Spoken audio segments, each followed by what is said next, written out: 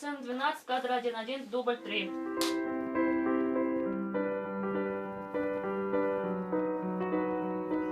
Стоп. Хорошо.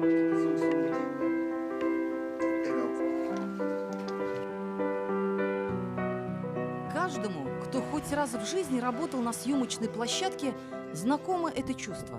Чувство удивительной солидарности и неподдельного желания быть приобщенным к одной единой цели. Поделиться тем, что так глубоко запрятано в сердце. Это желание зачастую становится навязчивой идеей, которая заражает всех своей одухотворенностью и искренностью удивить этот мир. Всем спасибо. Смена окончена.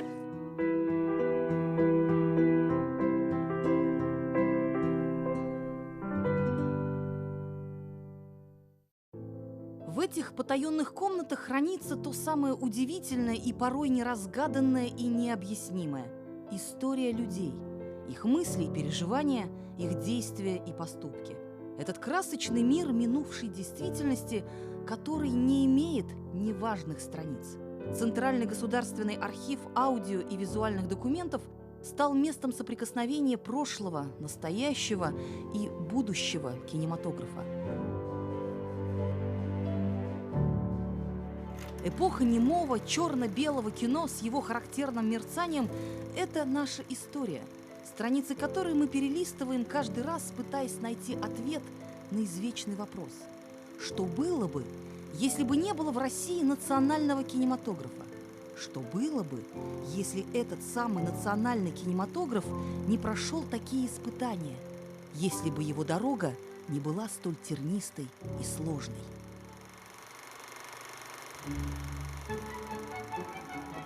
Наверное, уже немногие знают, что в кинотеатрах Советской Татарии каждый художественный фильм начинался с киножурнала «На Волге широкой». Его выпускали документалисты Казанской студии кинохроники, которая была организована еще в 1936 году. Документальные фильмы студии получали высокую оценку на всесоюзных, всероссийских фестивалях и смотрах. Включались даже в каталоги для показа за рубежом. Среди первых фильмов картина о Мусе Джалиле «Жизнь песни» режиссера Юлдуз Карамышевой получила множество премий и была закуплена несколькими странами.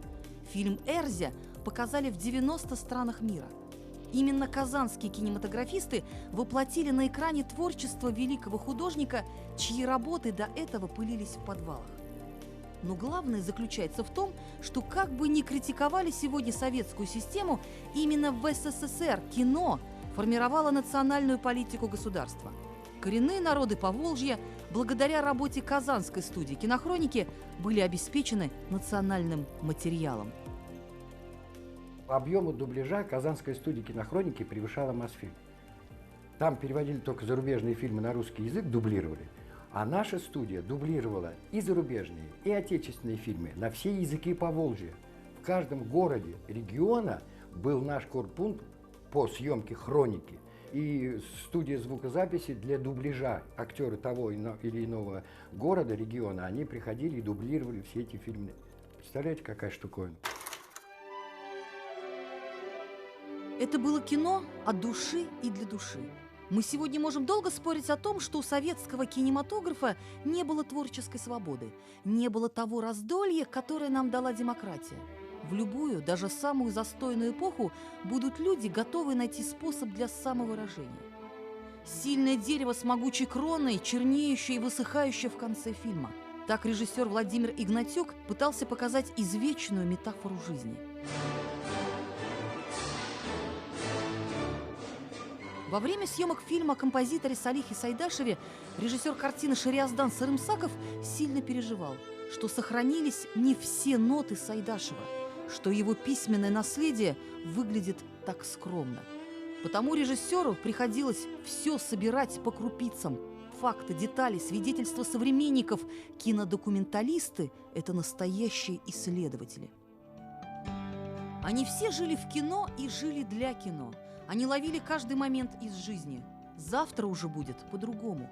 Кинооператор Валентин Кузьмин на КамАЗе вел съемки на 40-метровой высоте монтирующегося корпуса литейного завода. Кинооператор Валерий Севастьянов как-то сказал: что даже в воздухе ему приходилось снимать все без брака и с первого дубля, потому как второго могло и не быть. Режиссер Виктор Беспалов был не только блестящим творческим новатором, но и педагогом, сделавшим многое для становления молодых кинематографических кадров. Люди того времени любили учиться. Они познавали все новое и неизведанное. Они искренне любили свою работу. За создание фильмов «Татарские гармошки», «Кырлай» и музыка Назиба Жиганова режиссер Виктор Беспалов был удостоен Государственной премии ТАССР имени Габдуллы Тукая. Союз – это объединение людей, которые выполнили великую работу. Вот другое слово не могу сказать. Это люди, которые поднимали нефть Татарстана. Этими кадрами пользуется весь мир. Союз – это Нижнекамск нефтехим, его строительство, Нижнекамшина. Это КАМАЗ. Все эти хроникальные кадры и фильмы сняли люди нашего Союза. И сегодня в среде кинематографистов России огромное количество имен. Талантливых сценаристов, режиссеров, операторов, монтажеров, выходцев из нашей республики, многие из которых свою творческую биографию начинали в Татарстане. Известный российский кинооператор Дмитрий Ешонков, снявший такие кинокартины, как «Нирвана», «Сволочи» и «Туман», родился и вырос в Казани. Свой путь в кинематографе начинал на Казанской студии кинохроники. Наша соотечественница – действительно член Европейской академии киноискусства, академик Российской академии кинематографических искусств, известный сценарист, продюсер и режиссер Марина Разбежкина, чьи художественные и документальные фильмы не раз были отмечены на престижных международных кинофестивалях в Амстердаме, в Берлине, в Португалии и Греции, закончила Казанский университет. С 1986 года также работала на Казанской студии кинохроники. Российский оператор-постановщик игрового и документального кино Рафик Галеев свою деятельность также начинал в Казани. В его фильмографии такие известные картины, как «Боксы», «Монгол», «Мамин рай», «Последний бой». Еще один наш земляк. Российский кинооператор Евгений Превин в 2015 году был удостоен награды Берлинского кинофестиваля «Серебряный медведь» за выдающиеся достижения в области операторского искусства во время съемок фильма Алексея Германа-младшего «Под электрическими облаками». Вообще, понимаешь, соображаешь ничего. Как ты будешь... Они живут далеко от своей исторической родины, но не исключают возможность работы в Татарстане. У меня совершенно нет никаких вообще предвзятостей. Наши режиссеры, местные режиссеры, если это хороший режиссер, с удовольствием. Определение профессионального кино в современном мире весьма размыто.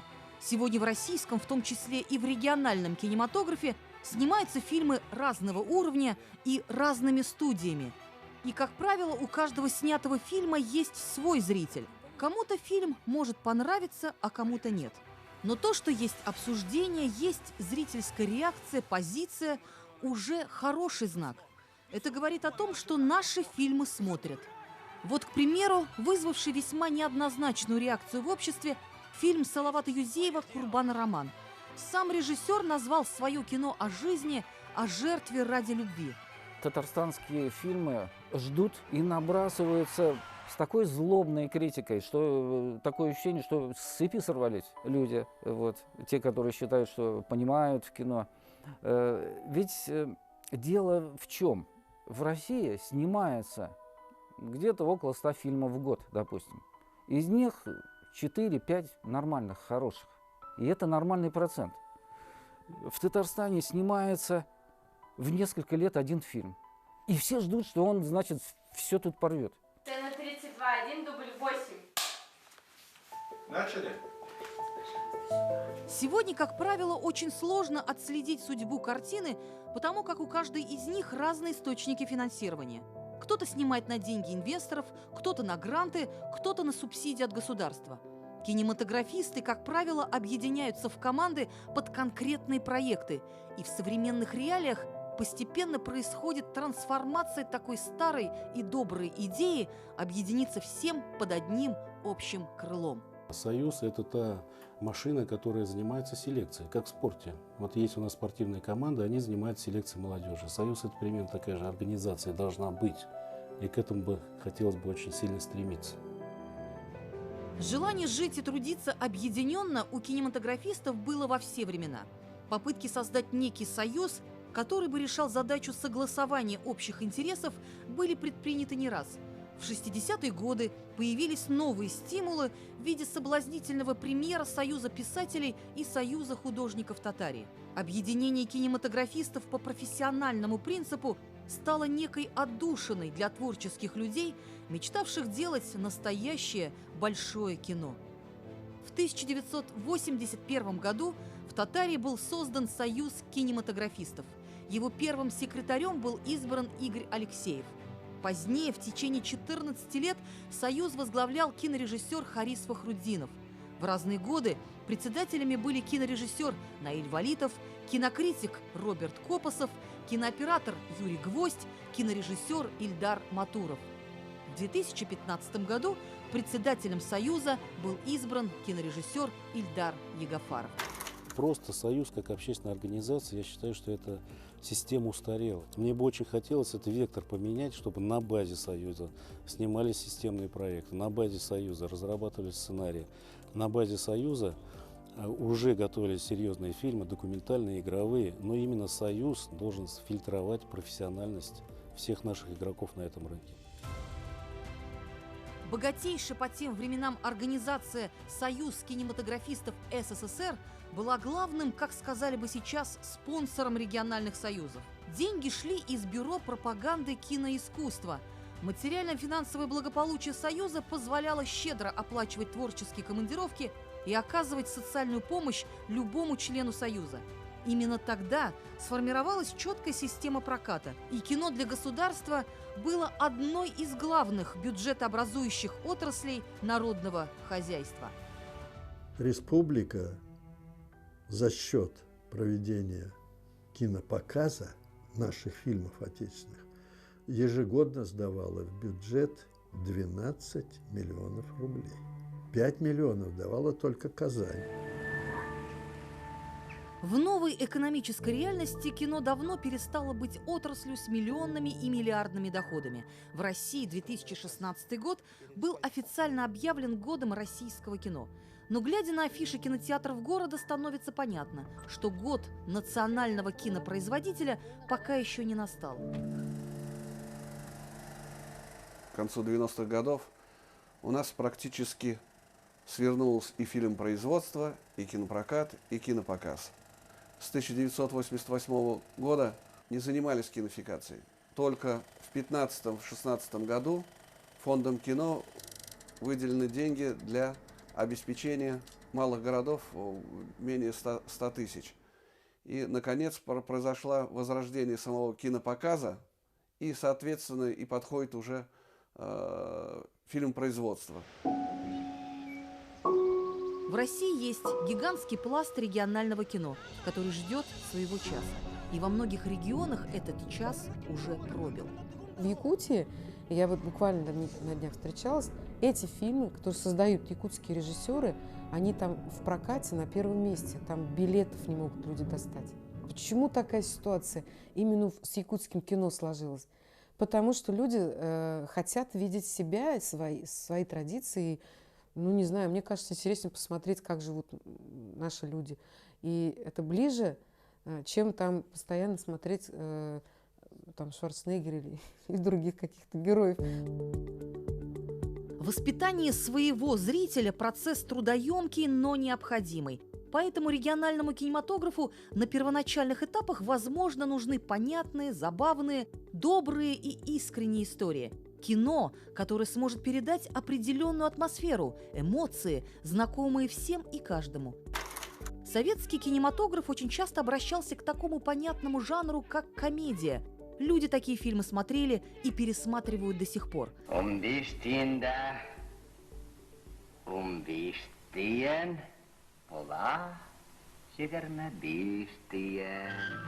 Телефильм «Беренче театр», снятый еще в 1961 году, один из таких примеров.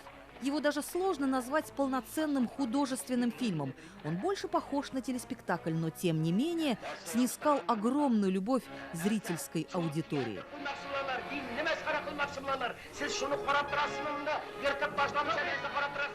А это и есть главная цель кинематографа во все времена.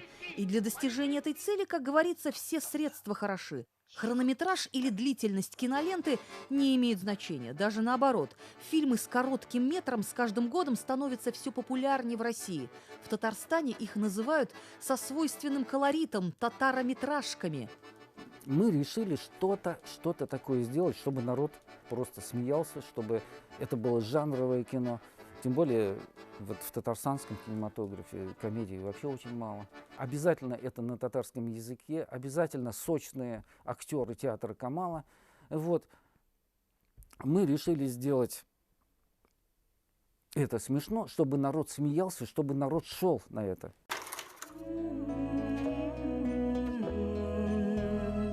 Татарские телесериалы – это телефильмы с небольшими бюджетами, но народ их смотрит. Люди переживают, пересказывают, делятся впечатлениями и эмоциями. В итоге зритель постепенно возвращается к своим, некогда утерянным национальным истокам, к национальному кинематографу.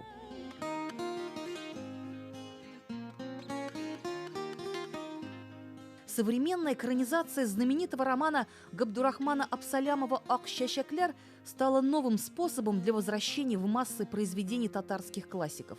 Именно через экранизацию можно добиться того, чтобы огромное наследие татарской литературы не было утеряно навсегда.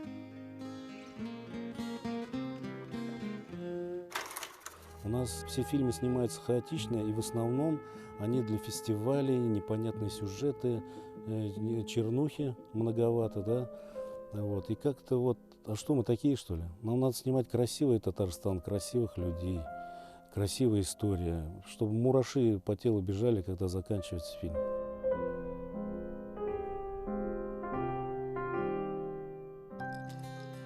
В год российского кино в Казани прошла выставка «Казань. Кинематограф из века в век». Сам замысел создания исторической экспозиции был подсказан автором книги по истории кинематографа в Татарстане Еленой Алексеевой. Как развивалось национальное киноискусство, его первые шаги, его взлеты и падения, чаяния и надежды – все то, что стало уже нашим достоянием, то, без чего не может быть кинематографа настоящего и будущего. Тот опыт, который приобретает наша молодежь, это опыт старшего поколения. Опыт, который необходим именно сегодня, когда силен соблазн и национальное кино находится на перепутье. У каждого свое время. Но мы на месте не должны останавливаться. Мы должны двигаться вперед. Сейчас другое время пришло. Время технологий, время игровых фильмов, короткометражных фильмов. Да, в Татарстане это поднимается. Поэтому и молодежь тоже должна появляться.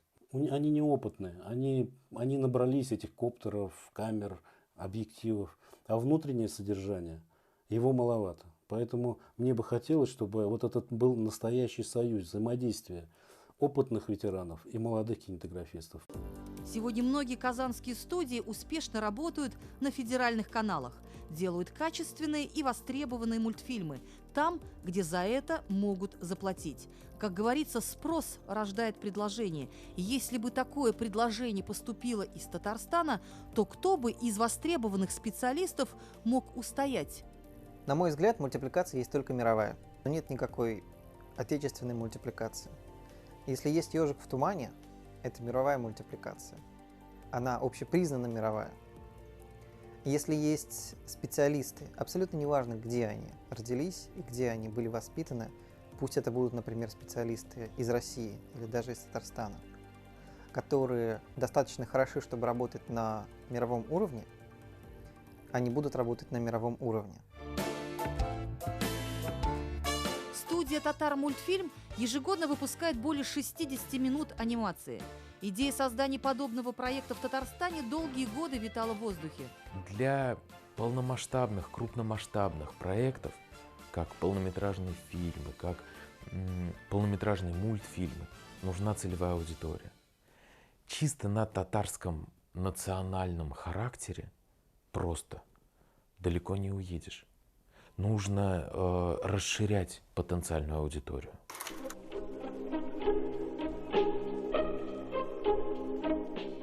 Даже в самую сложную перестроечную эпоху были работы, сделанные на полном энтузиазме. Это кадры из фильма Хариса Фахруддинова «Имам».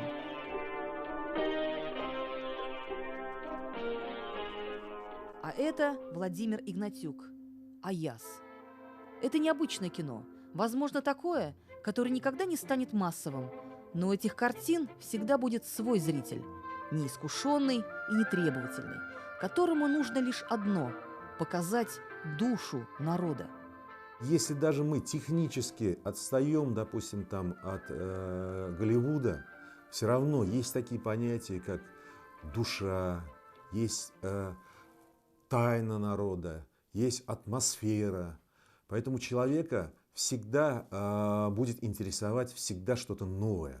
В 2000 году Госкомитет Татарстана по кинематографии проводит открытый конкурс литературных сценариев.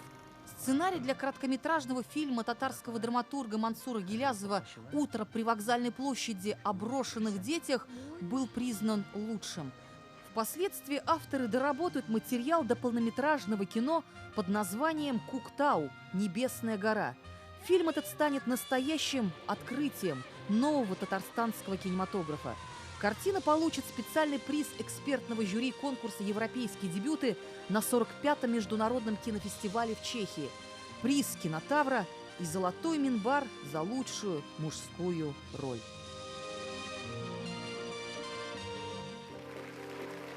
Фестиваль мусульманского кино в России стал настоящей площадкой для осмысления будущего российского и национального кинематографа.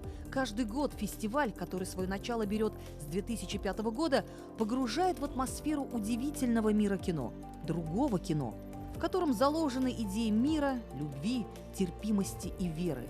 Ежегодно на фестивале сотни участников, десятки стран выставляют свои работы. Татарстанские фильмы также не раз получали высокую оценку международного конкурса. Так, в 2004 году режиссер Рамиль Тухватуллин создает исторический фильм-картину «Зулейха» по роману Гаяза Исхаки, который позже критики назовут национальным материалом. Фильм был удостоен приза 3-го международного фестиваля мусульманского кино. Волка пришел. Работа 2007 года режиссера Нурании Замалиевой «Трехногая кобыла» завоевала признание жюри фестиваля мусульманского кино и любовь зрительской аудитории. 130 сеансов прошли в кинотеатрах в больших городах и в районных центрах. В 2009 году молодой режиссер Алексей Барыкин снял художественный фильм «Архимандрит Сергий», посвященный новомученикам Зелантова монастыря. Его премьера состоялась годом позже на международном кинофестивале в Роттердаме. Художественный фильм «Бибинур» по роману Аяза Гилязова был признан лучшей игровой картиной 2010 года на фестивале мусульманского кино, также был отмечен на кинофестивале «Евразия» и получил «Серебряного грифона». Фильм, который так просто и понятно рассказал о судьбе татарского народа через судьбу простой женщины. Бибинур, главная героиня этого фильма, она получилась чисто татаркой. Она не похожа ни на башкирку, ни на чувашскую старушку, ни на марийскую женщину. Это исключительно татарская женщина.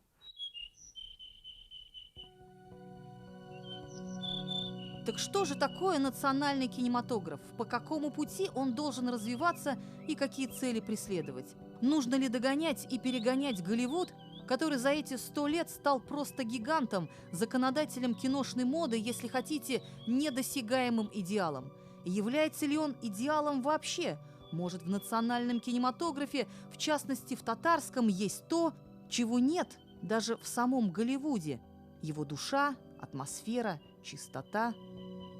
Я всегда привожу пример татарского театра. Татарскому театру чуть более 100 лет. И он поднялся уже на мировой, на академический уровень. Хотя мировому театру несколько тысячелетий. То есть за 100 лет татарский театр смог догнать и встать, занять достойный ряд в мировом театральном искусстве. И я верю, что с кинематографом произойдет то же самое. Выход именно из тупика, то есть какой-то прорыв должен быть именно в области создания аутентичного, ментального такого кино, может быть, даже этнического, потому что очень много в России возможностей снять такое аутентичное кино. Кино – это таинство жизни. Каждое поколение людей пытается его разгадать. Каждое новое поколение пытается привнести в кино что-то новое, неизведанное, что-то свое. У нас есть чем гордиться, у нас есть что помнить, у нас есть что знать. Настоящая жизнь кинематографистов со всеми трудностями и неурядицами, со своими радостями и бедами не видна зрителю. Она остается за кадром. Но люди, которые делали кино, навсегда останутся в памяти. Мы их помним за их талант, за труд, самоотверженность, честность и правдивость. За то кино, которое они снимали, за то кино, которым они жили. Кинопроизводство – это больше, чем профессия. Кино – это семья. Это родители и дети. Это друзья, это радость и огорчение. Это взлеты и падения. Это мысли, чувства, душа. Когда на съемочной площадке рождается это чувство удивительной солидарности и неподдельного желания быть приобщенным к одной единой цели – поделиться тем, что так глубоко запрятано в сердце.